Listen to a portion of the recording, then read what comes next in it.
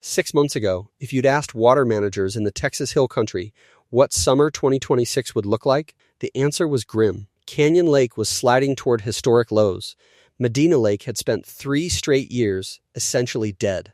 Every forecast pointed one direction, down. Then it rained. And now the story is more complicated than the disaster headline suggested, and in some ways, more unsettling. Because the crisis didn't end. It just stopped being obvious. Here's where things actually stand right now. Today, Canyon Lake is sitting at just over 61% full. Medina Lake, 40 miles to the west, has climbed to 9% full. If you only look at those two numbers next to where they were in February, Canyon Lake near 60%, Medina Lake at 4%, it looks like relief arrived. Rain fell. The lakes came back. Crisis averted. That read is wrong, and understanding why matters more than the numbers themselves. Start with Medina Lake, because it's the more extreme case. In April and May of 2025, Medina hit what water managers call dead pool status twice.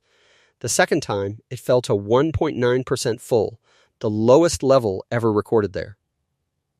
Dead pool isn't a dramatic figure of speech. It's a technical threshold. The water has dropped below the lowest outlet in the dam, meaning it can no longer flow downstream on its own. At that point, a reservoir stops functioning as a water source, stops functioning as flood control, and becomes something closer to a large, shallow, disconnected puddle. For more than 3 years, Medina Lake stayed below 10% full. This spring's rain pushed it up to 9%. Read that again. After years of catastrophic decline and a genuine wet stretch this year, Medina Lake is still below the threshold it's been trapped under since 2023. The recovery is real. It is also nowhere close to enough. Canyon Lake tells a similar story with less extreme numbers. In May 2025, it hit 45. 1% full, its lowest level on record since the dam went up in the 1960s. Then, days later, catastrophic flooding tore through the hill country. The same storms that caused deadly, devastating damage on the ground also dumped enough water into Canyon Lake to push it back up to nearly 70% within months. For a moment, it looked like the drought had broken. It hadn't. By early 2026, the rain stopped again, and Canyon Lake spent the first months of the year losing water fast, at one point shedding roughly 34 million gallons a day, with the lake sitting more than 20 feet below its target level. Every public boat ramp for motorized boats closed. San Marcos, a city of 70,000 people that draws up to 8. 9 million gallons a day from Canyon Lake moved into Stage 3 water restrictions, limiting outdoor irrigation to once every 2 weeks. Then, going into summer, rain returned to parts of the hill country heavy enough that the Como River had to close temporarily in June because of flooding. Canyon Lake climbed back to just over 61%. So which version is true, the disaster or the recovery? Both. That's the part that doesn't fit neatly into a headline. The hill country isn't swinging between crisis and safety. It's oscillating within a system that has been losing ground for 4 straight years, where a good rain event can move the needle by 10 or 15 points and still leave you sitting on a lake that's less than 2/3 full, or a lake that's still 91% empty.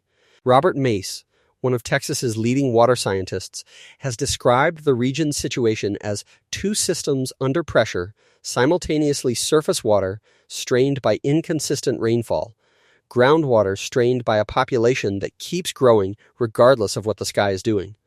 A single wet month doesn't fix either one. It just resets the clock until the next dry stretch, which, based on the last 4 years, tends to arrive faster than the aquifers and reservoirs can recover from the last one. And the growth hasn't paused for any of this. New Braunfels and the surrounding hill country counties have spent years on national lists of the fastest growing places in the country. People priced out of San Antonio and Austin have moved outward, and developers have followed them. That growth was already outrunning the water supply before the drought years even started. In early 2025, at the height of the crisis, Texas Water Company, which serves roughly 78,000 people across several hill country counties, made a decision that said more than any statement could. It turned down 9 new housing developments in Como County. Not over permitting issues, over water.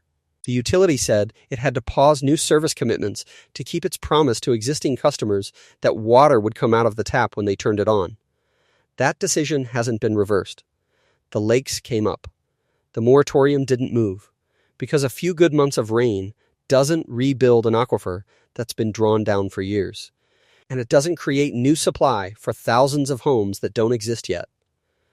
Talk to the people whose livelihoods sit on top of these numbers, and you get a version of the story that's harder to summarize into a single trend line.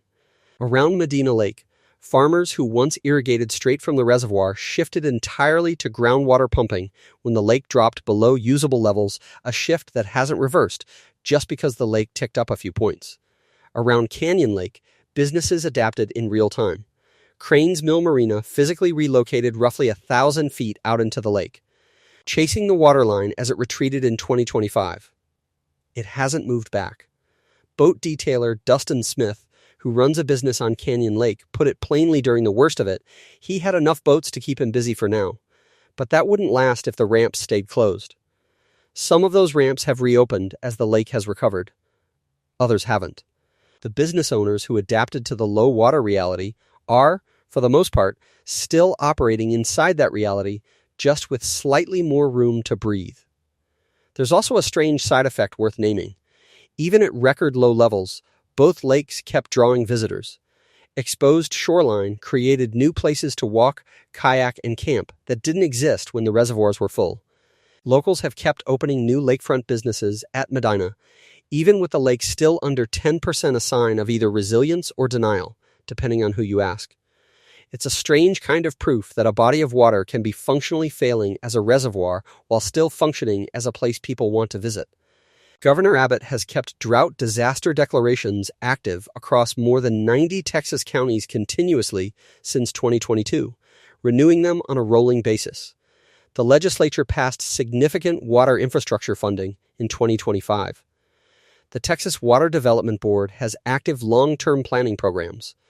None of that is symbolic. Real money and real planning capacity are moving, but none of it can substitute for rainfall.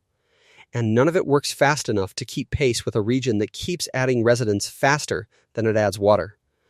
The Hill Country Alliance spent 18 months gathering input from thousands of Hill Country residents to build a regional plan. And water came out on top of every other priority ahead of roads, ahead of schools, ahead of tax policy. That's not an abstract preference. It's an acknowledgement that every other goal the region has depends on solving this one first. If you want to actually track whether this crisis is easing or just pausing, the numbers that matter aren't the headline percentages, they're the trend underneath them. Watch what happens to Canyon Lake and Medina Lake through August and September, the 2 months when evaporation typically outpaces any late summer rainfall. If both lakes hold roughly steady or keep climbing through peak heat, that's a genuine signal of recovery. If they start bleeding back down the way Canyon Lake did in early 2026, that tells you this spring's rain was a pause, not a turnaround. Watch the moratorium too. Texas Water Company paused new service commitments in Como County when the crisis was at its worst. That pause is the clearest real-world indicator available, because unlike a lake level, it's not measuring water that's already there, it's measuring whether the utility trusts that there will be enough water for the customers it already has, let alone new ones. As long as that moratorium stays in place, the recovery hasn't reached the point where anyone responsible for the supply is willing to bet on it. And watch the aquifers, which don't show up in any lake-level headline at all. Farmers who shifted from Medina Lake water to groundwater pumping during the worst years didn't shift back when the lake came up 9 points. Groundwater recharges on a timescale of years and decades, not months, and every well drilled to compensate for a low lake adds more draw on a resource that was already being pulled down faster than it refills. A wet spring can hide that decline for a season. It doesn't reverse it. So where does that leave things? Right now, in July 2026, Canyon Lake sits at 61% recovered, but still well short of full, still carrying the memory of a record low, just over a year old. Medina Lake sits at 9% more than double where it was in February, and still functionally a shadow of the reservoir it used to be. The rain that came was real. It mattered. It was not enough to undo 4 years of deficit, and it did nothing to slow the growth that's been outpacing the water supply the entire time. The story the Hill Country needs right now isn't disaster, and it isn't recovered. It's the harder, less clickable truth in between. A region that got a reprieve it didn't fully earn, sitting on a supply system that's still losing the long game, waiting to see whether next year brings more rain, like this June, or another year like 2025. That's the version of this story that's actually true today, not the version that was true in February, not the version that will be true if next summer turns dry again. The one that's true right now, which, in a region this stretched, might be the most important number of all. Not where the water is, but how little room there is left before the next dry spell puts it right back where it was.